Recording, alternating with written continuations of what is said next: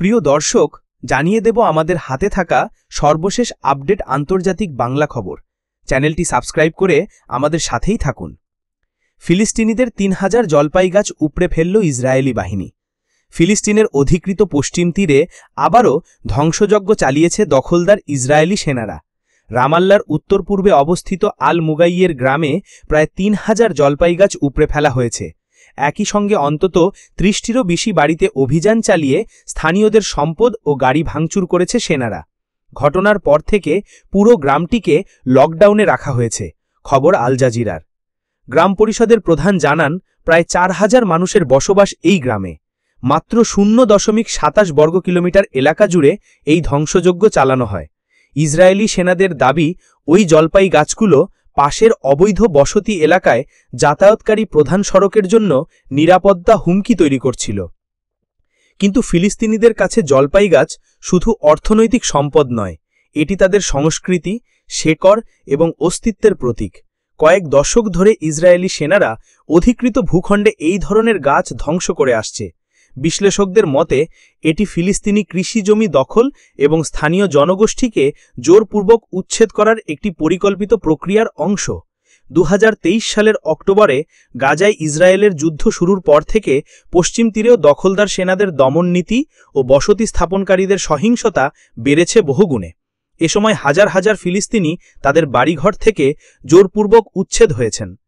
জাতিসংঘের মানবিক বিষয়ক সমন্বয় অফিস OCHA জানিয়েছে, ২০২৪ সালের জানুয়ারি থেকে জুলাইয়ের শেষ পর্যন্ত পশ্চিম তীর জুড়ে ফিলিস্তিনিদের বিরুদ্ধে ২৩৭০টিরও বেশি হামলার ঘটনা ঘটেছে।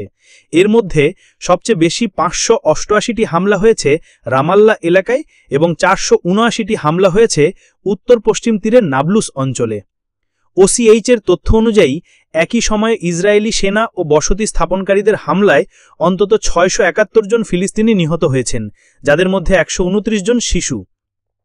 আল জাজিরার জলপাই গাছ ধ্বংসের বিষয়ে আল জাজিরা মন্তব্য চাইলে ইসরায়েলি বাহিনী কোনো সাড়া দেয়নি। তবে ফিলিস্তিনি গবেষক হামজা জুবাইদাত বলেন, এই ধ্বংসযজ্ঞ ফিলিস্তিনিদের তাদের ভূমি থেকে উচ্ছেদ করার ইসরায়েলের দীর্ঘমেয়াদী পরিকল্পনারই অংশ। ১৯৬৭ সাল থেকে ইসরায়েল একই কৌশল অনুসরণ করছে। এখন যা ঘটছে তা ফিলিস্তিনিদের উচ্ছেদের সেই ধারাবাহিক প্রক্রিয়ারই অব্যাহত ধাপ। তিনি আরও উল্লেখ করেন, আল মুগাইয়ের একটি কৃষিপ্রধান গ্রাম। এখানকার মানুষ জীবিকার জন্য কৃষি ও পশুপালনের ওপর প্রায় পুরোপুরি নির্ভরশীল। যে জমি থেকে ৩,০০০-এরও বেশি জলপাই গাছ উপড়ে ফেলা হয়েছে সেটি রামাল্লা অঞ্চলের সবচেয়ে উর্বর কৃষিজমিগুলোর মধ্যে অন্যতম। এইদিকে ইউক্রেনের স্বাধীনতা দিবসে রাশিয়ায় বড় ড্রোন হামলা, পরমাণু বিদ্যুৎ কেন্দ্রে আগুন। ইউক্রেনের স্বাধীনতা দিবস ছিল আজ রোববার। এদিন রাশিয়ায় বড় পরিসরে ড্রোন হামলা চালিয়েছে ইউক্রেন বাহিনী। এসব হামলায় রাশিয়ার পশ্চিমাঞ্চলে একটি পরমাণু বিদ্যুৎ কেন্দ্রে আগুন ধরে যায়। রাশিয়া ইউক্রেন যুদ্ধ বন্ধের সাম্প্রতিক প্রচেষ্টার সফলতা নিয়ে আশা যখন ক্রমেই কমছে, তখন এ হামলার ঘটনা ঘটল। ১৯৯১ সালে তৎকালীন সোভিয়েত ইউনিয়ন ভেঙে যাওয়ার পর ২৪ আগস্ট স্বাধীনতা পায় ইউক্রেন। এই উপলক্ষে আজ কিয়েভ সফর করেন কানাডার প্রধানমন্ত্রী মার্ক কার্নি। স্বাধীনতা দিবসের বার্তা পাঠানোয় যুক্তরাষ্ট্রের প্রেসিডেন্ট ডোনাল্ড ট্রাম্প, চীনা প্রেসিডেন্ট শি জিনপিং, যুক্তরাজ্যের রাজা তৃতীয় চার্লস ও পোপ চতুর্দশ লিওর প্রতি কৃতজ্ঞতা জানান ইউক্রেনের প্রেসিডেন্ট ভলোদিমির জেলেনস্কি। ২০২২ সালের ফেব্রুয়ারি থেকে ৩.৫ বছর ধরে রাশিয়া ইউক্রেন যুদ্ধ চলছে। এই যুদ্ধ বন্ধে ১৫ আগস্ট আলাস্কায় রুশ প্রেসিডেন্ট ভ্লাদিমির পুতিনের সঙ্গে বৈঠক করেন ট্রাম্প। পরে ১৮ আগস্ট জেলেনস্কির সঙ্গে বৈঠক করেন মার্কিন প্রেসিডেন্ট। ট্রাম্পের ঘোষণা অনুযায়ী এরপর পুতিন জেলেনস্কি বৈঠকের কথা ছিল, তবে ক্রেমলিন এমন কোনো বৈঠকের কথা নাকচ করে দিয়েছে। শান্তি প্রক্রিয়ার ভবিষ্যৎ নিয়ে এমন ধোঁয়াশার মধ্যে গত শনিবার ইউক্রেনের পূর্বাঞ্চলে দোনবাসে আরও ২ গ্রাম দখলের দাবি করে রুশ বাহিনী। এরপরই আজ রাশিয়ায় ড্রোন হামলা চালানো হল। পশ্চিম রাশিয়ার কুরস্ক অঞ্চলের একটি পরমাণু বিদ্যুৎ কেন্দ্রের ওপর এমন একটি ড্রোন প্রতিহত করার দাবি করেছে মস্কো। তবে সেটি ভূপাতিত হওয়ার পর কেন্দ্রটিতে আগুন ধরে যায়। পরমাণু কেন্দ্র কর্তৃপক্ষের তথ্য মতে ড্রোনের ধ্বংসাবশেষ থেকে লাগা আগুন পরে নিয়ন্ত্রণে আনা হয়। এ ঘটনায় কেউ হতাহত হয়নি। তেজস্ক্রিয়তার মাত্রা বৃদ্ধি পেতেও দেখা যায়নি। তবে পরমাণু স্থাপনার আশপাশে হামলার বিপদ নিয়ে রাশিয়া ইউক্রেন যুদ্ধের শুরু থেকেই বারবার সতর্ক করে আসছে, জাতিসংঘের আন্তর্জাতিক পরমাণু শক্তি সংস্থা IAEA।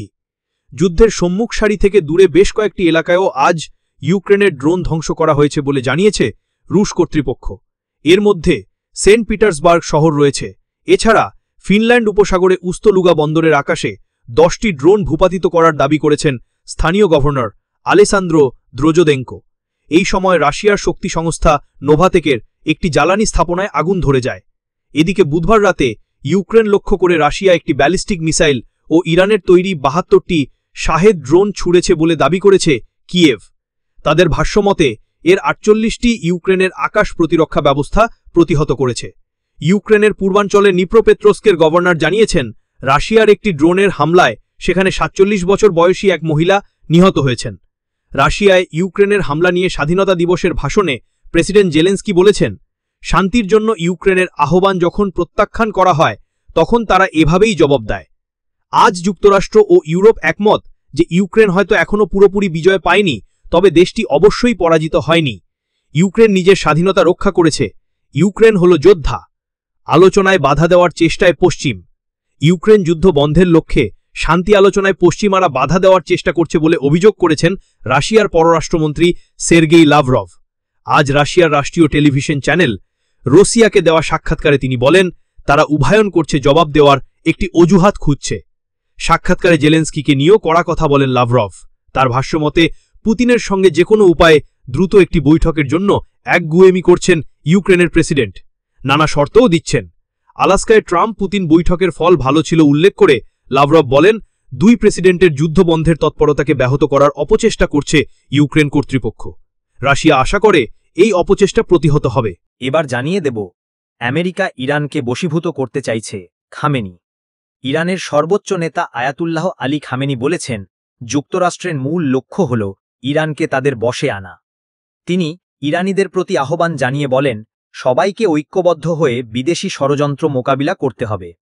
রবিবার তেহরানের এক মসজিদে দেয়া বক্তব্যে খামেনি বলেন, গত জুন মাসে ইসরায়েল ও যুক্তরাষ্ট্র যে হামলা চালায় তা ইরানের গুরুত্বপূর্ণ পারমাণবিক স্থাপনাকে লক্ষ্য করেছিল। এসব হামলার উদ্দেশ্য ছিল ইসলামী প্রজাতন্ত্রকে অস্থিতিশীল করা। এর জবাবে ইরান প্রতিশোধমূলক পদক্ষেপও নিয়েছিল। খামেনি অভিযোগ করেন, যুদ্ধ শুরুর পরদিনই ইউরোপে মার্কিন এজেন্টরা বৈঠক করে আলোচনা করেছিল ইসলামী প্রজাতন্ত্রের পর ইরানে কী ধরনের সরকার বসানো হবে। তিনি বলেন, আমেরিকা ইরানকে তাদের আনুগত্যে বাধ্য করতে চায়। তিনি উল্লেখ করেন, জুন মাসের 12 দিনের যুদ্ধে ইরান ইতিহাসের সবচেয়ে তীব্র সংঘর্ষের মুখে পড়লেও সেনাবাহিনী, সরকার ও জনগণের ঐক্যের কারণে দেশ শক্তিশালীভাবে টিকে গেছে। তার ভাষায়, ইরানি জাতি ঐক্যবদ্ধ থেকে শত্রুদের শক্ত জবাব দিয়েছে। ইরান ও যুক্তরাষ্ট্রের সম্পর্ক 1979 সালের ইসলামী বিপ্লব এবং মার্কিন দূতাবাস জিম্মি সংকটের পর থেকে বিচ্ছিন্ন। এরপর থেকে ওয়াশিংটন বারবার ইরানের উপর কঠোর নিষেধাজ্ঞা আরোপ করেছে, বিশেষত তাদের পারমাণবিক কর্মসূচি ঘিরে। যুক্তরাষ্ট্র ও তার মিত্ররা ইরানকে পরমাণু অস্ত্র তৈরি করতে চাওয়ার অভিযোগ তোলে, তবে ইরান সবসময় তা অস্বীকার করেছে। গত জুনে যুদ্ধ শুরু হয়, যখন তেহরান ও ওয়াশিংটনের মধ্যে ইরানের পারমাণবিক কর্মসূচি নিয়ে ষষ্ঠ ধাপে আলোচনা হওয়ার কথা ছিল। সংঘাতের কারণে আলোচনা ভেস্তে যায়। আগামী মঙ্গলবার ব্রিটেন, ফ্রান্স ও জার্মানির সঙ্গে ইরানের নতুন করে বৈঠক হওয়ার কথা রয়েছে। ইউরোপীয় দেশগুলি হুঁশিয়ারি দিয়েছে, কোনো সমঝোতা না হলে তারা আবারও নিষেধাজ্ঞা আরোপ করবে। সবশেষ জানিয়ে দেব, যুক্তরাষ্ট্রের পর্যটন ভিসার ফি বাড়ছে প্রায় 150%। আগামী 1 অক্টোবর থেকে যুক্তরাষ্ট্রের পর্যটন ভিসার ফি বা B1 বা B2 ফি বাড়তে যাচ্ছে। গত মাসে প্রেসিডেন্ট ডোনাল্ড ট্রাম্পের চাপের মুখে মার্কিন কংগ্রেসে পাশ হয় বিগ বিউটিফুল বিল। ওই আইন অনুসারে দেশটির পর্যটন ভিসার ফি বাড়ানো হয়েছে $250। শুক্রবার 22 আগস্ট এক প্রতিবেদনে USA টুডে জানিয়েছে, এতদিন এই ভিসার ফি ছিল $185। নতুন সিদ্ধান্ত অনুযায়ী সেটি বেড়ে দাঁড়িয়েছে $435, যা এক লাফে 135%-এরও বেশি বৃদ্ধি। বাংলাদেশি মুদ্রায় $435 প্রায় 53,000 টাকার সমান। দেশটির পররাষ্ট্র মন্ত্রণালয় জানিয়েছে, এই নতুন ফি মূলত 2026 সাল থেকে কার্যকর হবে। তবে আইনগতভাবে যুক্তরাষ্ট্রের নতুন অর্থবছর শুরু হচ্ছে আগামী 1 অক্টোবর থেকে, তাই ওই সময় থেকেই ফি কার্যকর হতে পারে। যদি তাই হয়, তবে বিশ্বের মধ্যে যুক্তরাষ্ট্রের পর্যটন ভিসার ফি হবে সর্বোচ্চ। মার্কিন কর্মকর্তারা জানিয়েছেন এই অতিরিক্ত ফি ফেরতযোগ্য হতে পারে, কিন্তু কিভাবে এবং কোন সময়সীমার মধ্যে ফেরত দেওয়া হবে তা স্পষ্ট নয়। তবে এতটুকু নিশ্চিত যে যুক্তরাষ্ট্রে ভ্রমণের খরচ বেড়ে যাবে উল্লেখযোগ্যভাবে। প্রতিবেদনে বলা হয়েছে, এখন 5 সদস্যের একটি পরিবার যদি যুক্তরাষ্ট্রে ভ্রমণে যেতে চায় তাহলে কেবল ভিসা ফি বাবদই খরচ করতে হবে প্রায় $2000 বা $2.5 লাখ টাকা। এর মাধ্যমে মূলত পর্যটন ভিসা আবেদন নিরুৎসাহিত করার চেষ্টা করা হচ্ছে। শুধু ছুটি কাটাতে যাওয়া পর্যটকরাই নন, এই সিদ্ধান্তের প্রভাব পড়তে পারে বড় ক্রীড়া আসরগুলোতেও, বিশেষ করে 2026 সালের ফিফা ফুটবল বিশ্বকাপ এবং 2028 সালের লস অ্যাঞ্জেলেস অলিম্পিকে। বিশ্বজুড়ে দর্শক থেকে শুরু করে ক্রীড়াবিদ সবাইকে বাড়তি আর্থিক চাপে ফেলবে এই ফি বৃদ্ধি। বিশেষ করে স্বল্প আয়ের দেশের সাধারণ মানুষ এবং অ্যাথলেটদের জন্য যুক্তরাষ্ট্র ভ্রমণ বা প্রতিযোগিতায় অংশগ্রহণ হয়ে উঠতে পারে বড় চ্যালেঞ্জ।